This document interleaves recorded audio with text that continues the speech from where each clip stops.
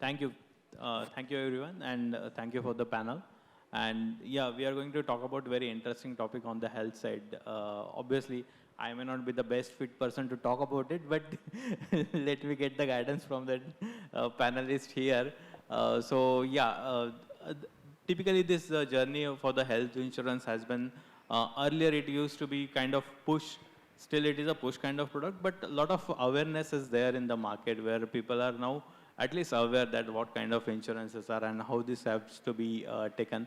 But we'd like to learn from the panel here that how that is going to get evolved and what are the new things are going to come.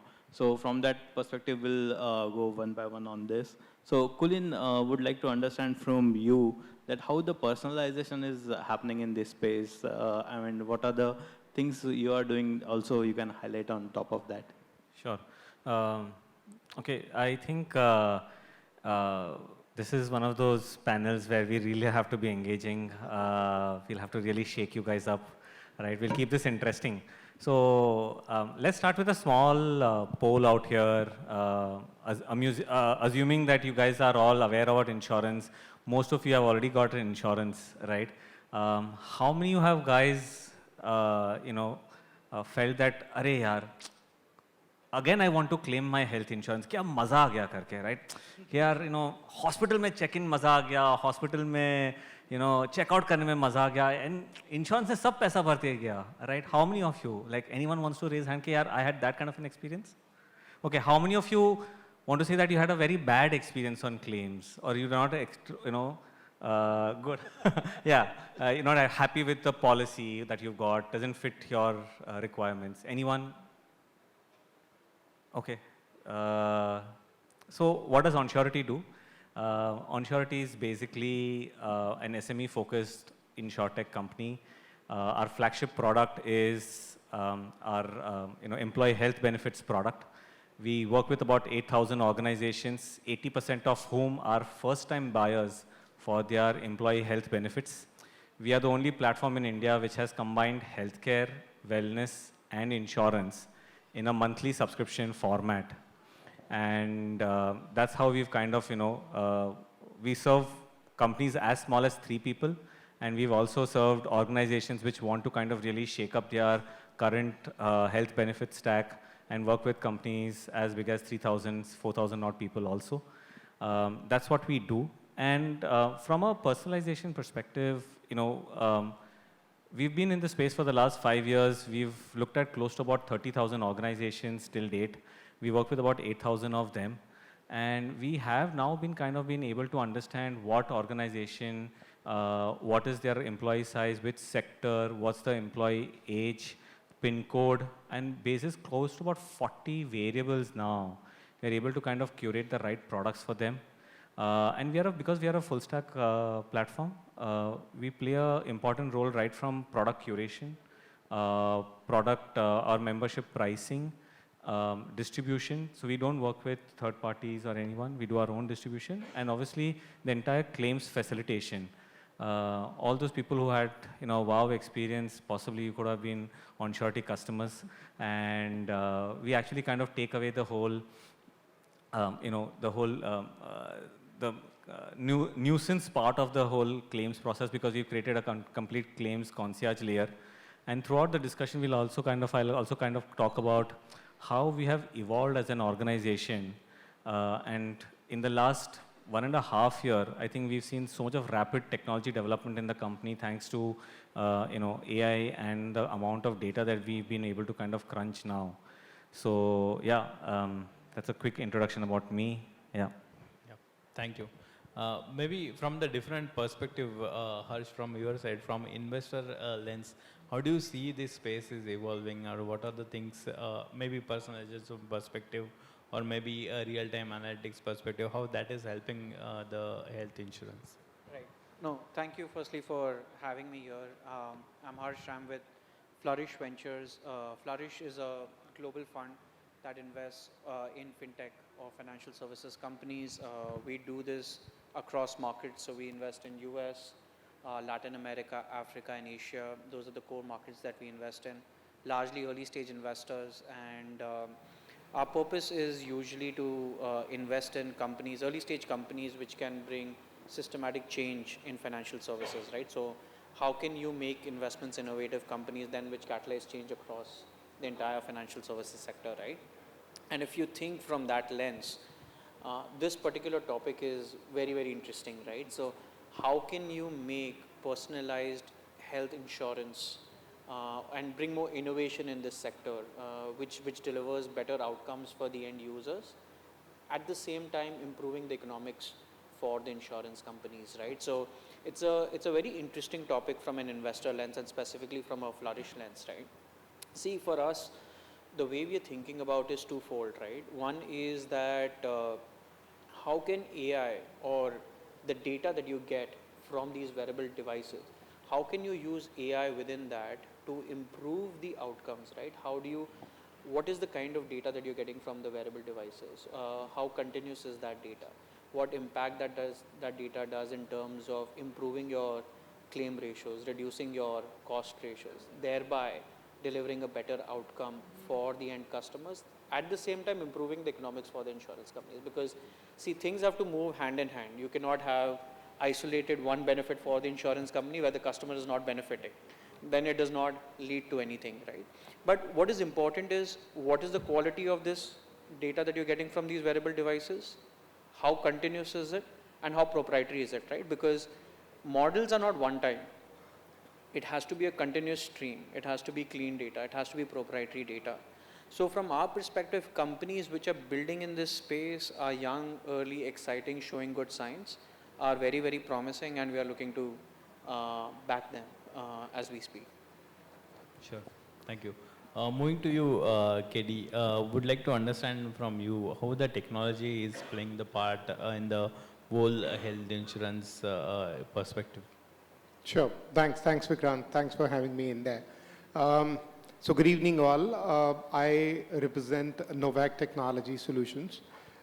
We are a full breadth Insurtech, and we render a composite insurance solutions across the industry. So that would typically talk about it, that we have a full suite core insurance software.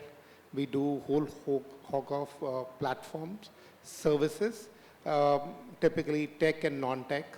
So within the tech that we talk about is that we run the entire layer for entire composable journeys that needs to be built across on the services side of it. It could be digital transformation services that we render. The other piece of it on the non-tech is that we largely get into voice and data. And for voice and data, we do, again, full suite policy, pre-policy issuance and post-policy issuance. So that's there about us. We've been in business for last about 18 years, but fairly selective. We are a 100% subsidiary of Shriram Finance, $40 billion financial services house from headquartered in Chennai. So two large insurers, Shriram General Insurance and Shriram Life Insurance are our customers. We also have an insurance company in Philippines in Southeast Asia. So all of them, they use our composite insurance products and services across the breadth. I remit as an responsibilities for business. So that's quick, Vikrant, about what we do into the businesses now. Coming specifically on the health insurance, know about it, I think I'll take a step back, getting onto the specifics into health insurance, as my two colleagues and panelists spoke about it. We'll get into details. Specifically, I think the entire insurance industry is today at a cusp of a transformation, and that transformation is basically coming in across from a tech first. And thankfully, as we being the digital first and a tech first enterprise, we've been looking into this journey for a fairly long time, including creating set of solutions there. While I was making across an introductions, one part of the vertical where we closely work on with the insurance lines of businesses are also through our learning business. We are amongst the top 5 edtech B2B platforms in the country. So we render platforms and full suite content services. I'm just giving you a expanse of the solutions that we render across from the insurance. Now, coming back quickly, Vikrant, onto the health, I think the transformation that I'm talking about is largely coming in across from the data that's coming in there. And I would specifically touch upon in terms of how this data is being managed and actually being made available to the different players into the ecosystem through the layer that we talk about it, which is basically how the data layers are going to be interoperable, how the data layers are going to be modular, and the services into the microservices that built in there. So those kind of the lines that are there. The piece which Vikrant today checked about it, I think the change that we are talking about is that the health insurance data is now kind of amalgamated from a different platforms that would be there, and the platforms are need not to be the health statements or into the proposal forms that earlier used to be there. Now the data gets generated through wearables, the data also gets generated through diagnostics, the data gets generated through the hospital, the data also gets generated into the other set of the, the demographics that are available there. So giving across that kind of the challenges where the data origination is happening, where we see coming in across is AI playing a very dominant role in terms of creating meaningful value propositions around these data. And that is where we are at the, when I said that the cusp of the change that we are into this, but glad that we are also seeing ourselves in front row in terms of, providing some of the solutions. And I'll be happy to talk about that as we progress in the conversation. Sure, sure. Coming to you, Amit, would like to understand from you, from the health insurance perspective, largely that is moving towards the predictive model as such. So how AI and data engineering will be able to help, and what are your views on that? Good evening, everyone, and thank you so much, all the panelists. I'm Amit. I head the go-to-market strategy for all the AI solutions at Kelton. Kelton is a digital transformation company, AI-first company. As part of my role, I have been speaking with a lot of insurance providers. One of the things that we have noticed across the board is there is a rapid transformation that is coming up. The AI and digital transformation and data engineering essentially is seeping in, it's settling in, wherein a lot of time we would talk about the fact that as of today, the entire healthcare ecosystem or the insurance system is built on reactive ecosystem, right? Wherein you are relying on the event-based insurance, wherein there is a clear mandate that we have been hearing from the CXO, wherein they want to move away from the event-based to a more proactive, more continuous, and more customer-focused solutioning. That essentially means, and with the advent of data and AI, what has happened, now you have the ways to do it. A lot of conversation that has happened today throughout the day from the morning till now, a lot of people have focused on AI and data engineering part. Now, what we have done, we have lived that through the entire course of last 6 to 9 months. What has happened, we have seen a significant traction coming up in the way we are generating personalized policies. We are assisting for the overall continuous healthcare. How can we provide that opportunity to our patient from the patient care perspective, as well as in terms of the predictive analysis and the anomalies, how can we detect that? But having said that, right, it's just the technology. AI is nothing but the technology. Data engineering is nothing but the technology.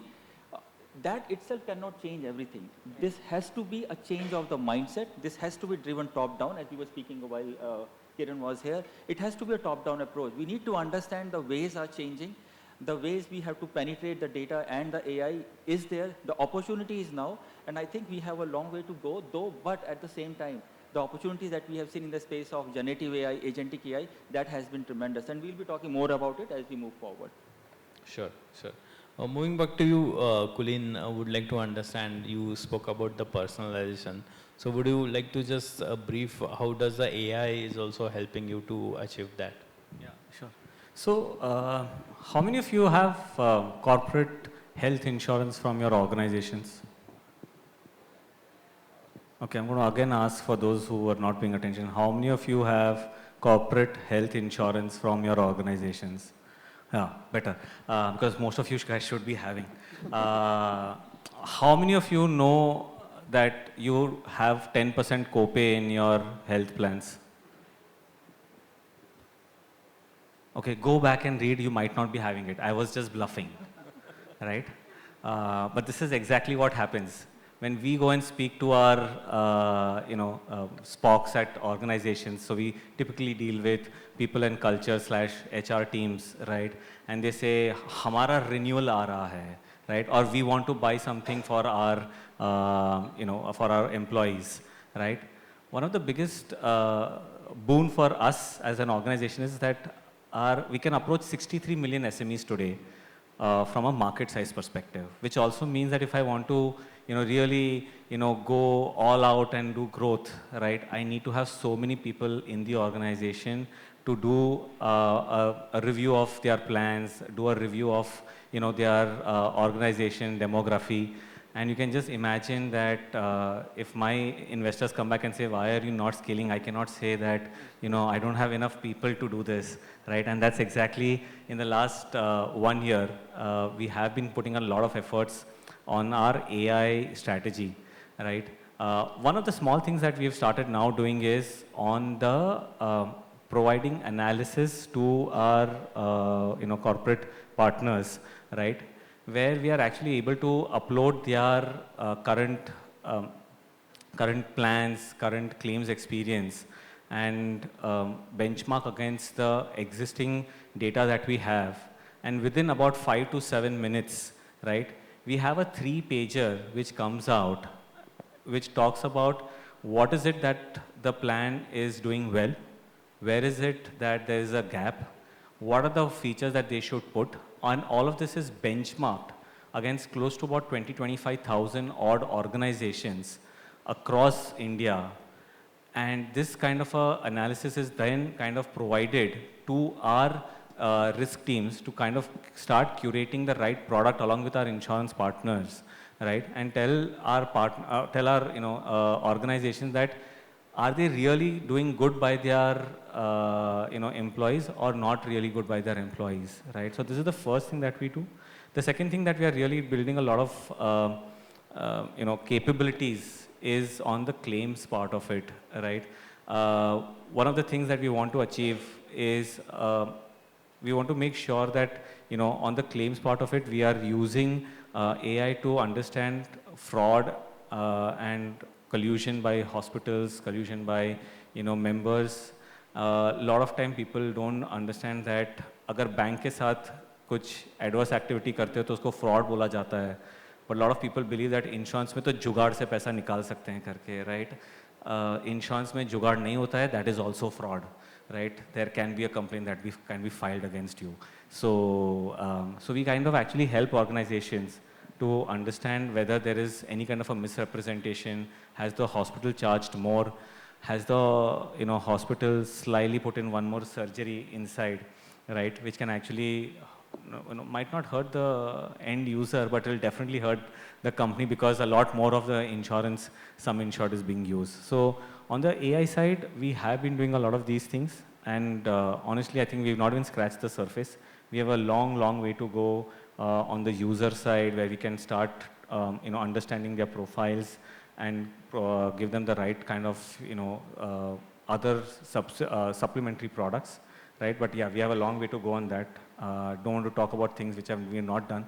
I think someone mentioned today that people out here have already figured out कि कौन fluff कर रहा है और कौन सच बोल रहा है करके. मैं fluff नहीं करना चाहता हूँ. No, sure, thanks.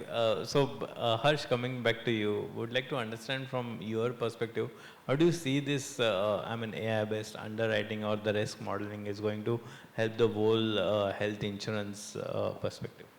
Yeah, I mean, in the spirit of fluffing and such bol raha hai, right? See, to be honest, things are early today, right? Like, and as we've been discussing, and we're talking India, other geographies may progress, or the tech adoption, because AI is ultimately a tech or a technology tool. Different geographies, different players may adopt it at different speeds and different stages, right? And it's a bit top down as well, because from the industry perspective, the adoption, if the top down push really comes in, there will more naturally be a lot more push at the industry level. So that is one. The second point is that there are two ways from an investor lens, right? The way in which this would pan out, right? Like, as Kulin was explaining, there would be existing players who would adopt technology or the AI technology in their day-to-day operations, right? Where their operations get a lot more efficient, there's a lot more cost reduction which happens, and all of that will happen either on the distribution side or on the manufacturing side, right? Like all of that can happen. Now from an investor lens, what matters is, are these opportunities big enough? Like, are these individual businesses, or are these tools which will be built by the companies themselves or by existing players to use them, right? So that segregation is very important to say, is this an investable opportunity? Is this a business which will scale enough or become big enough for us to invest in to become a standalone players, or will players build this in-house and this will be incorporated into existing startups and existing fintechs or existing incumbent businesses, right? Now, having said that, if we specifically talk about health insurance, there are three aspects, and I touched upon briefly about this in the previous topic as well. The first one is on the data side, right? Like, for any AI model to work, how proprietary, how differentiated, how consistent, and how seamless is the access to data that you have, right? It's very, very important to keep getting inflow of that data. It has to be consistent. It can't be that you have data access for 1 year and it's not available to you the next year, right? Because the model then compounds. It is about the more data that you keep providing year on year, that it keeps getting better. So if you're building a solution, a tech provider, what is the sources of data that you are able to capture? How strong are your partnerships, and what is the moat that you have? The second point then is, how are your rule engines built? You can have a model, but how does that model then evolve with time? Is there a model which will learn, which will get much better? And with things like predictive insurance coming in, it has to be a robust model which can react, can give results with limited data fields which are available, or which grows as data becomes available. And the third is the more regulatory aspect, right? Because again, you're dealing with data, and here in the healthcare, and specifically in this topic, we're talking about wearable data, which is personal data which has come in. So as the previous panel they were discussing, with DPDP coming in, how is the team thinking about access to that data? How is that being stored? How is that being used? How are the consents being managed? Is the regulator okay with this data being used? How is the insurance company comfortable with this data being used? So it's a package which requires a combination of right data sets, right modules, regulatorily being approved, and all of this coming together for a sophisticated solution to be built, and then that becoming an investable opportunity. And then you have to analyze whether you start with India, then you take these solutions overseas. How do you start? What is your GTM motion? All of those questions do come in just from an investor lens as well. No, sure, that's great. KD, would like to understand from you, like since Harsh also touched upon that, it is becoming more data-rich kind of insurance package altogether. So considering that, how should we look at the technology, or how do we keep eye on regulations? What are your view on that? Thanks, Vikrant. So see, one piece is that I'm just staying on a thought which actually, Kulin talked about it, and that specifically was, and I'll come on to the, the regulatory and where the balance really strikes it out there. I think the toughest job, and okay, so let me answer that first. The toughest job in the room today, from the lens where Vikrant asked about, I see is in a CTO's job today, and then the CIO's job there. It's typically how to strike the fine balance between the business requirements and the regulators to go about it, and that's what exactly Harsh also alluded to. So typically the approach, there wouldn't be a right answer to say about it, you do X and you do Y. So these are not typically binary in nature, but I think the fine line would design, but something called, concept typically calls, the balance by design. Now, balance by design typically would talk about it that there needs to be the fine balance which needs to set between two compositions, which is a traceability and an adaptability to happen across. So that is where the the strike would come in there. Now, having said that part of it, let me also come back to what Kulin actually alluded to, and a very interesting point. Today, with the data actually emerging and being all pervasive, and AI actually coming in across to really reinvent every single set of business process that we talk about it. Today, when we participate into the insurance journeys with our customers, we see about it, it's all there. Typically to talk about acquisitions to happen in terms of enablements and servicing and claims. You talk about it in every layer today, there is some piece of that is composition there. Now, let me take a step back and typically say about it, what really it means. I think we've been talking and listening on for a while. It's a very, when I say simple, but it's an extremely complex piece of shifting the cognitive abilities of an individual to machines to do a job. And when machines need to do that kind of a job, where the expectation would be this, that the machine would do this super efficiently, and making it across any case, it could be either the cost implications, it could have it could be a faster time, or all those pieces to come in there. So these are the pieces where you need to look at across an AI and the balancing coming into this place to look at that. The point I'm just making it is the layer where you make it across a fine balance between the traceability, adaptability, and functionality. Now, when you can strike something around that piece of it, I think that will be the right solution that will come in there. Sure, definitely. Amit, just extending that thought and question to you also, would like to know your views on how do these AI models to be built such that we balance between business, compliance, and the technology as well, and we'll be able to, build a successful or a stabilized model which can be explainable to the compliances as well.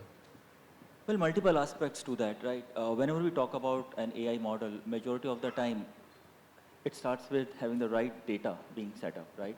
The data lake, data warehouse, or whatever you're trying to build. It could be structured data, it could be unstructured data, right? One of the conversations that we were having with one of the top 4 insurance partner in the consulting space, they reached out to us and stated, majority of the customers are talking about what would happen if we pass on our data to the LLMs, right? That's the major question that majority of the customers are asking. And there are ways you would handle it. For example, let's say if I'm building an agentic AI, I'm leveraging agentic AI, and I'm trying to capture the information of yours, and you're giving your name, you're giving your policy details, etc. How would I ensure that this is not good? This is PII information, right? And as part of DPDP, I have to make sure whether I'm data fiduciary or I'm data processor. In this case, I'm the data processor. So how am I going to work it out? Now, there are ways you would do it. In case of stream data, you would probably use use advanced technology like Amazon Kinesis and Kafka, etc. You would leverage to ensure the data. But at the same time, a lot of it actually starts with your strategy as to what you really want to build and what you are trying to imbibe into the LLMs. Majority of the time, any intent that you are sending to the LLM will remove your PII information. You would map it into the database, and then only the reference will be taken. LLMs, any LLM for that matter, are not going to have access to your PII data as part of guardrails that we have set up when we are building the agents. Second is, primarily what we are advising to our customer is to have hosted on-prem models, because that is the one pure short way wherein you can have all of your data residing within your ecosystem. So that is one or other. There are many other ways wherein you can look at how the LLMs will be coped with, but these are some of the ways that we have started talking about, and I've seen very good traction on that as well. But that's interesting. Just coming back to you, Harsh, would like to understand from you, like we talked about the, one of the point Kulin also raised about the claims, right? So how do you see that is being perceived in the industry, and in your view, whatever you have seen so far, that how this is going to be in the future as well? Yeah, see, claims, I think, is the biggest pain point that everyone wants to solve for and has been trying to solve for. I think even today, claims is the biggest pain point from an insurance company's perspective, because it is slow, it is costly, and one of the biggest reason for dissatisfaction of a customer, right? Like, as Kulin rightly asked, how many times do you say, I had a very good experience in terms of my claim being processed and I walked out really happy, right? So, I mean, if you think from an investor lens, this is the biggest pain point, right? And where a lot can be done and a lot can be solved for, right? So if we are very interested in looking at companies which solve for this, improve the entire process, but at the same time, from the manufacturer or the insurance company's lens, how do they reduce the turnaround times and improve the operational efficiency so that the cost comes down, right? Because ultimately it sits as a cost center, right? So how do you, if you're able to reduce the cost, the applicability and the adoption of the tech solution automatically becomes a lot more easier, right? Now, the second point is that claims and how do you use that data also is just a wedge or an entry hook. How do you use the data that you're getting from the claims to help in your underwriting, to help in your risk, help in reducing fraud? It can be used for a lot of analytical things, right? Like even from a reinsurance level as well, right? So it is very, very, like, I mean, claims is a big piece from a consumer or a customer dissatisfaction perspective. I think it's front and center for insurance companies as well. And then what is important is that some of these, some of the insurance companies are also using legacy complex solution, right? So the new age tech companies, how are they building interoperable solutions, which do not say that we are going to rip apart everything and just come and replace everything, because that's not going to happen. So what is important is how do you build layers which sits over and above legacy solutions, make them work. There are APIs which are built, which make the process a lot more seamless, but also then the adoption of it is much easier, because ultimately it's the insurance company which has to adopt it. And if you are going to go and tell them that this is a 12-month project of replacing your systems, that's not going to happen, right? So for the companies, it's a combination of what is the tech solution that you're providing, which part of the claims are you going after, and how are you improving the processes in terms of reducing costs and improving turnaround times, and then how do you use that workflow, which then impacts other aspects of workflow of insurance company. Sure. Kulin, just from your perspective, how do you see MSMEs pursuing this? Just a quick thought on that from your side. So I think today the key reason why MSMEs have not been, purchasing employee health benefits is not because of an intent perspective. It's been basically because of the supply perspective, right? No one has been really investing behind this segment today, right? Because today 80% of our customers are first-time buyers of employee health benefits.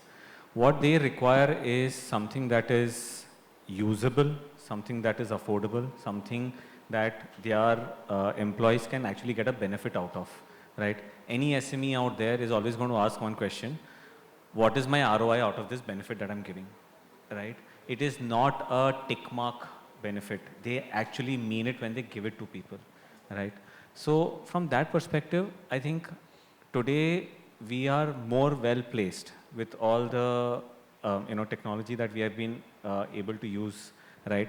And one of the key things that we are actually focusing on is the claims part of it, because that is the moment of truth, right? Harsh rightly mentioned, right?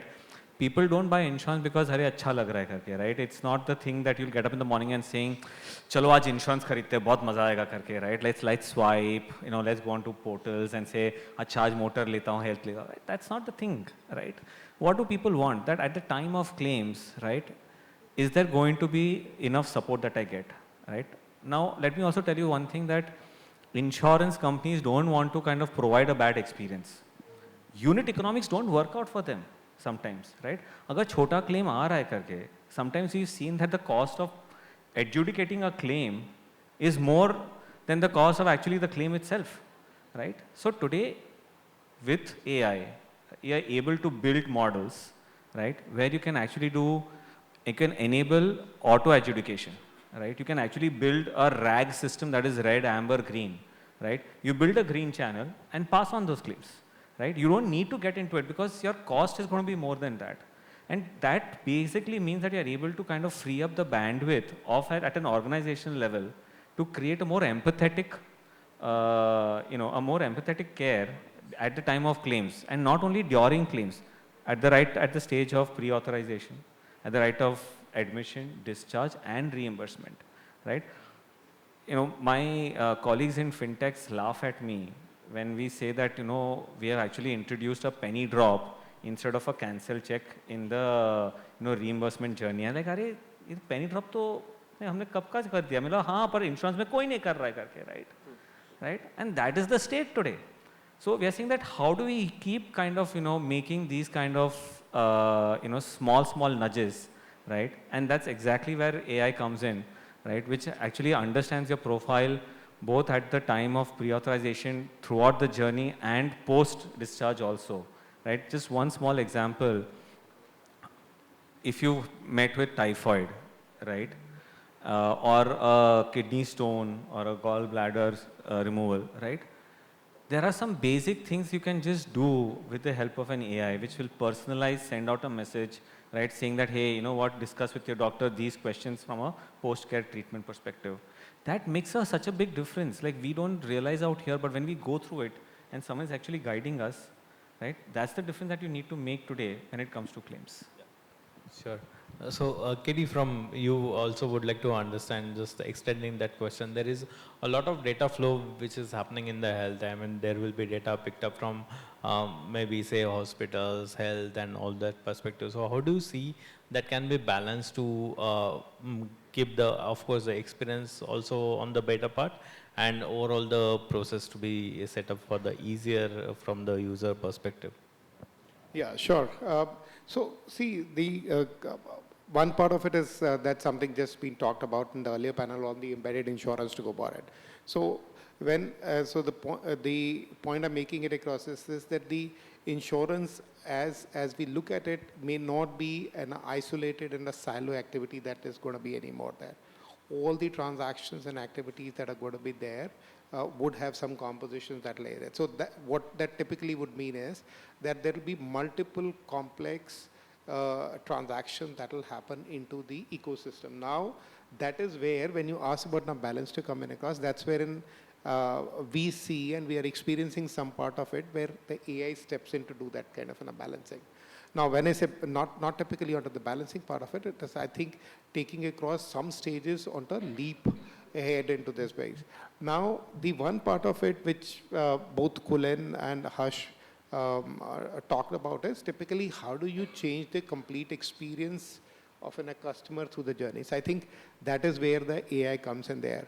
Where I look at it, the balancing really would be when the insurance no more is in a transaction or in a single point an activity, but it is in a continuous superior experience within a hyper-personalization piece that gets in. That's something, in fact, what Colleen was talking about it. Do I really, it's not only, I think where we are also bringing change is where all these practitioners brings it across is the customer experience or a proposer experience. We bring it across to a sense or where we have a layer of an understanding is on the provider part of it. That's where I think the AI will practically work it out fundamentally to do that. As an example, today we consume all through the journey that I've talked about it, right? As I just spoke, whether it's an initiation that's there, or maybe in terms of the settlements to come in there, or into the claim servicing, into the customer processing, including in type part of it, the cross-sell and upsell.